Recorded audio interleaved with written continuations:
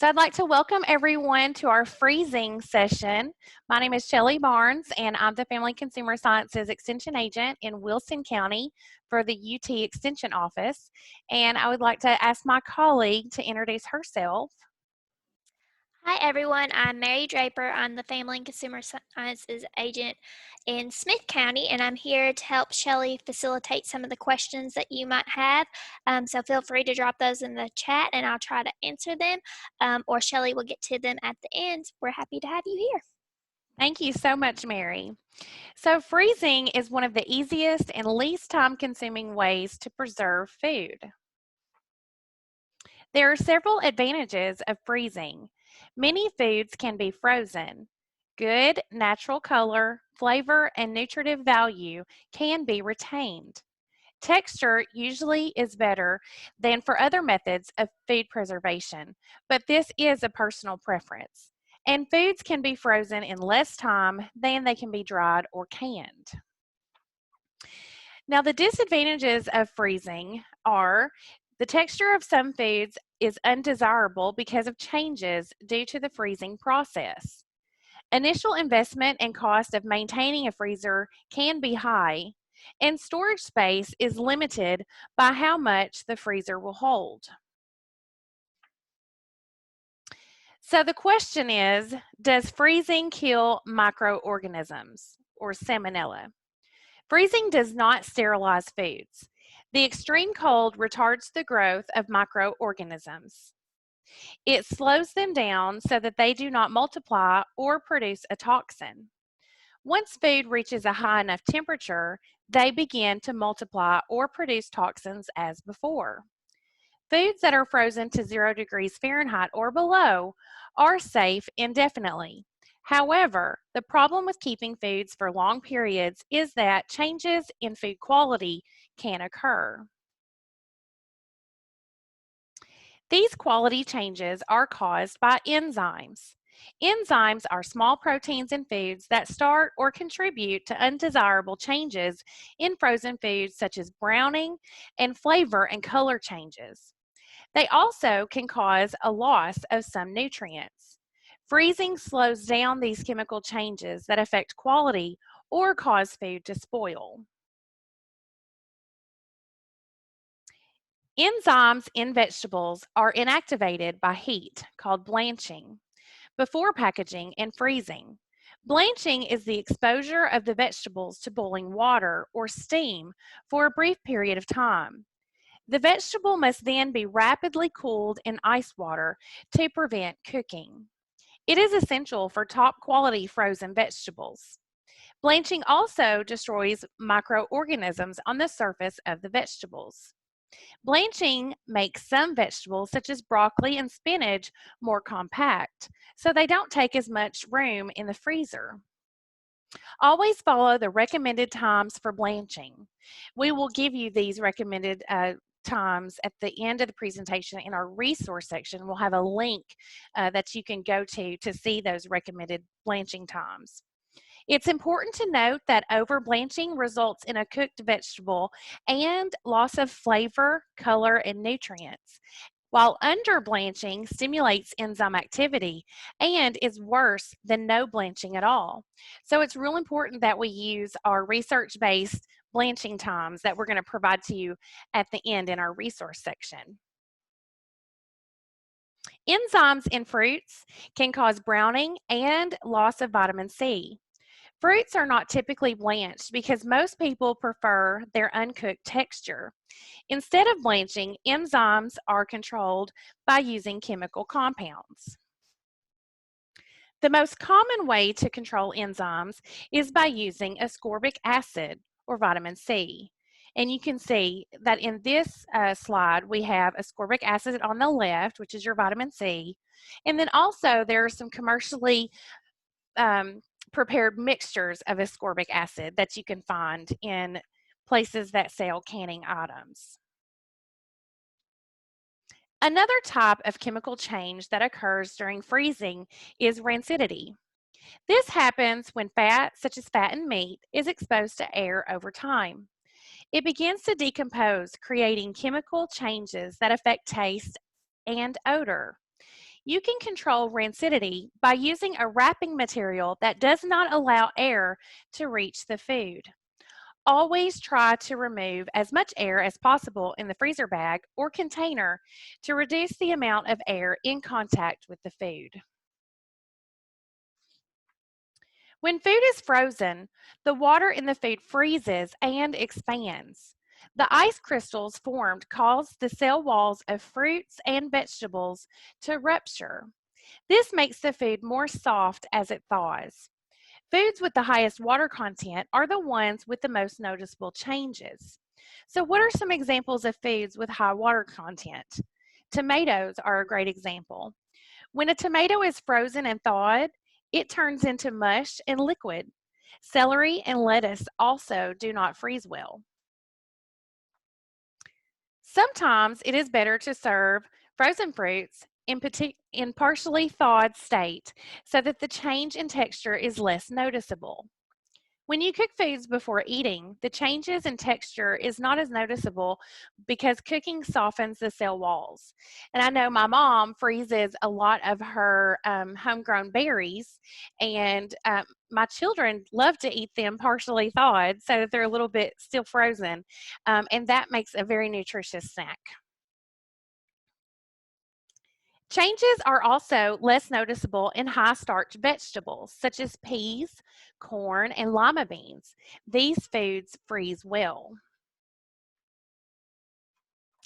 Now you can control how much of the cell wall that ruptures by freezing fruits as quickly as possible.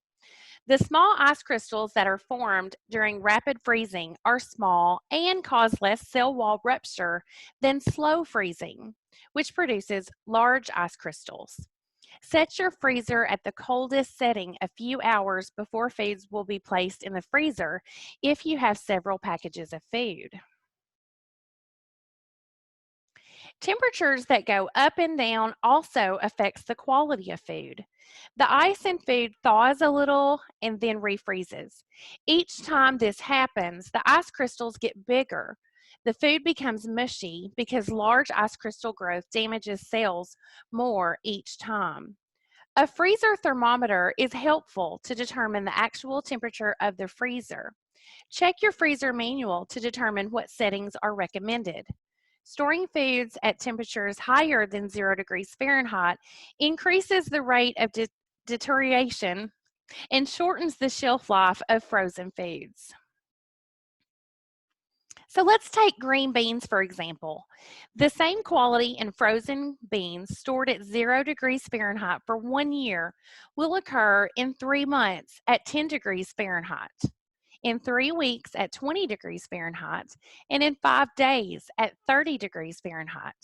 Raising the temperature of your freezer to save money really can cost you more money in the end.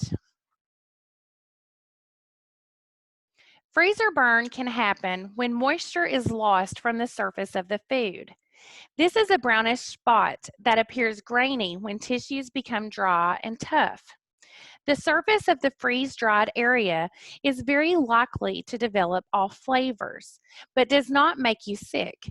Package frozen foods in heavyweight, moisture-resistant wrap to prevent freezer burn. Since freezing does not actually destroy microorganisms, it's important to remember that there are sufficient numbers of microorganisms on the food to multiply and cause spoilage when it thaws. For this reason, we never recommend thawing foods outside the refrigerator unless we do it in a microwave and cook it right away, or thaw in a sink of cold water that is changed frequently. Clostridium botulinum does not grow and produce toxins at 0 degrees Fahrenheit. Freezing is a safe alternative to canning low acid foods. There are basically 3 types of freezers. We have upright freezers, refrigerator freezer combinations, and chest freezers. When using the refrigerator freezer combination, be sure the freezer compartment will maintain a temperature of 0 degrees Fahrenheit or less. Upright freezers are popular because they take up less floor space than chest freezers. Food is also easier to put in a pull-out compared to the chest freezer. Excuse me. However, more air is lost when you open the door. Chest freezers lose less cold air each time they are opened. These freezers should have sliding or lift-out baskets to permit easy loading and removal of food. Freezers should be kept in a convenient, cool, dry, and well-ventilated place. They should never be kept by the stove or the water heater as they emit too much heat. So what do we tell people when they call and they tell us that their freezer has stopped working? Well, if the food has thawed, some can be refrozen, but they will notice texture changes. For meat and poultry, refreeze if the freezer temperature stays at 40 degrees Fahrenheit or below, and if the color and the odor are good. Check each package and discard any if signs of spoilage such as off color or odor are present. Discard any packages above 40 degrees Fahrenheit or at room temperature. Now for vegetables, refreeze only if ice crystals are still present or if the freezer temperature is 40 degrees Fahrenheit or below. Discard any packages that show signs of spoilage or that have reached room temperature. For shellfish and cooked foods, refreeze only if ice crystals are still present or the freezer is 40 degrees Fahrenheit or below. If the temperature is above 40 degrees Fahrenheit, throw those foods out. For fruits, refreeze if they show no signs of spoilage. Thawed fruits may be used in cooking or making jellies, jams, or preserves. Fruits survive thawing with the least damage to quality. For ice cream, if partially thawed, throw it out. The texture of the ice cream is not acceptable after thawing. If its temperature rises above 40 degrees Fahrenheit, it could be unsafe for us to eat. For creamed foods, puddings, and cream pies, refreeze only if the refrigerator temperature is 40 degrees Fahrenheit or below, and discard if the temperature is above that. For breads, nuts, donuts, cookies, and cakes, these foods refreeze better than most. They can be safely refrozen if they show no signs of mold growth. Now, one thing that we get a call in at the Extension office quite a bit is to remove odors from freezers and refrigerators. To eliminate odors from spoiled food, remove the food and wash the inside of the freezer with 1 tablespoon of baking soda in a quart of tap water or with 1 cup of vinegar in a gallon of tap water. Allow the surface to dry. If there is still an odor, try activated charcoal. It absorbs odors more quickly than cooking top charcoal and can be purchased at a drugstore or pet supply companies. If this doesn't work, you should contact the manufacturer for suggestions. In some cases, nothing can be done. Proper containers protect the flavor, the color, the moisture content, and nutritive value from the dry climate of the freezer. Choose containers based on your personal preference and the types of food you intend to freeze. There are 2 types of materials for home use: rigid containers and flexible bags or wrappings. In general, containers or materials should have certain characteristics. They should be moisture vapor resistant. They should be durable and leak proof. They should not be brittle and crack at low temperatures. They should be resistant to oil, grease, and water. They should protect foods from absorption of all flavors and odors. They should also be easy to seal and easy to mark. Avoid large containers over half a gallon because the foods don't freeze quickly. So let's talk about rigid containers. These are made of plastic or glass. Straight sides make it easier to get food out. Many are reusable and make it easy to stack foods in the freezer. Cardboard cartons of ice cream, cottage cheese, and milk are not sufficiently moisture vapor resistant enough for long-term storage unless they are lined with a freezer bag or wrap. Use wide-mouth canning jars if you'd like to use glass. These are tempered to withstand temperature extremes. Be sure to leave extra headspace to allow for expansion of foods during freezing. This is typically from a half an inch to 1.5 inches, depending on the size of the container and how wide the mouth is. More information can be found on this from on the National Center for Home Food Preservation. We'll get information on that link in our resource section as well. Covers should fit tightly. If they don't, use freezer tape to reinforce the seal. So if you're going to use the wide mouth canning jars, if you want to use a glass item, remember we only ever recommend mason top jars. You may find some jars that look like they're for canning use, but are listed that they're for craft items. Don't use those in freezing either, because the glass may not be tempered properly. Flexible freezer bags and moisture vapor resistant wrapping materials such as plastic freezer wrap, freezer paper, and heavyweight aluminum foil are suitable for dry packaged foods with little or no liquid. They work well with foods of irregular shapes. Bags can also be used for liquid packs. Be sure to remove as much air as possible before closing. It's fine to use vacuum packaging devices, but be sure the foods are stored in the freezer since botulism can be a problem at room temperatures.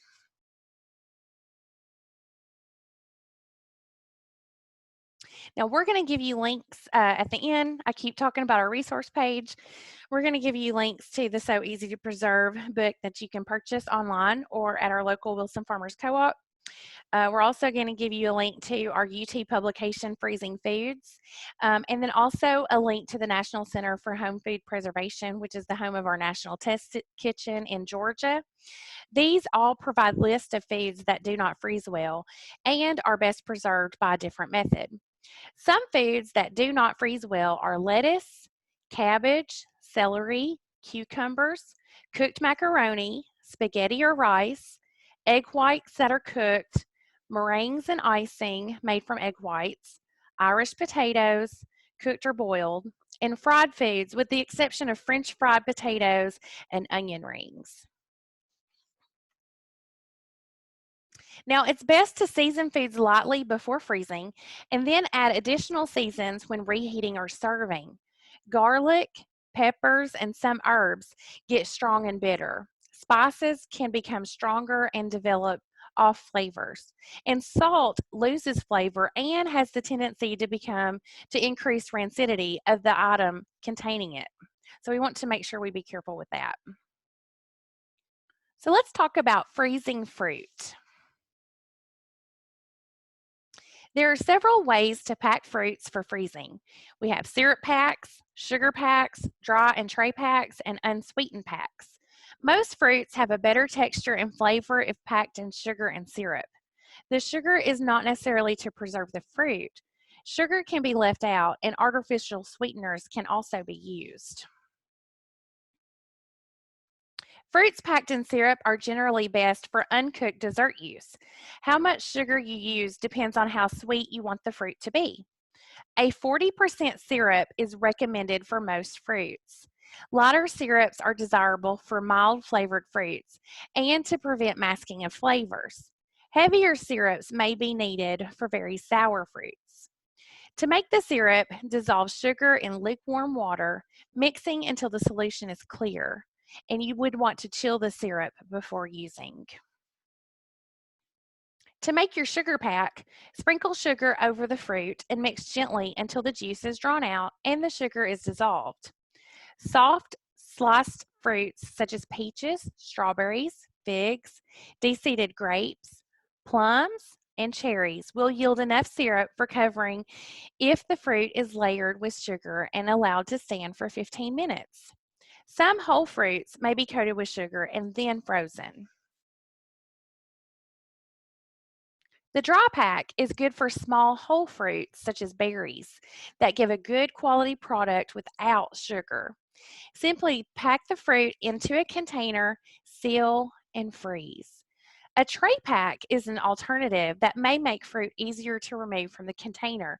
And I really like this, especially when I'm working with blueberries, raspberries, blackberries.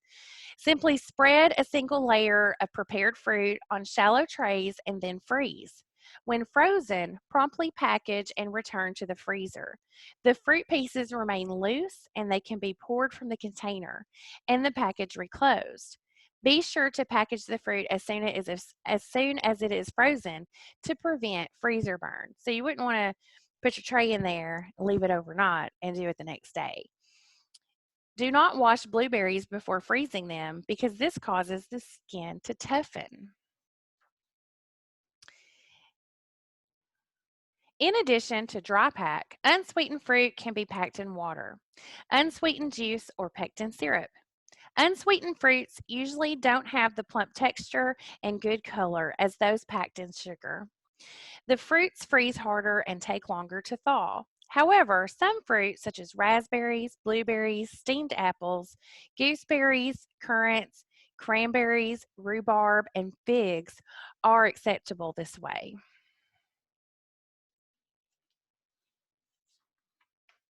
Some fruits such as peaches, apples, pears, and apricots darken quickly when exposed to air and during freezing. They may also lose flavor when thawed. There are several ways to prevent darkening of fruit and flavor loss. You can use ascorbic acid or vitamin C, ascorbic acid mixtures such as fruit fresh, citric acid, lemon juice, and steaming. Ascorbic acid is one of the most effective ways to prevent browning, and it also adds vitamin C to the fruit. The ascorbic acid mixtures are usually a combination of ascorbic acid mixed with sugar or sugar and citric acid. Citric acid and lemon juice are sometimes used, but neither are as effective as ascorbic acid, and they can mask the flavor of the fruit. Steaming works for fruit that will be cooked before use. There's specific information on how to do this in this So Easy to Preserve book, as well as on the link to the National Center for Home Food Preservation. So let's talk about freezing vegetables. When freezing vegetables, make sure you start with the best quality vegetable as possible. Select the type of vegetable that are suitable for freezing. Wash and drain all vegetables, and you would want to work in small quantities to retain the most nutrients. Blanching is crucial for freezing vegetables. It helps maintain the quality of vegetables, especially if you plan to freeze them for long periods.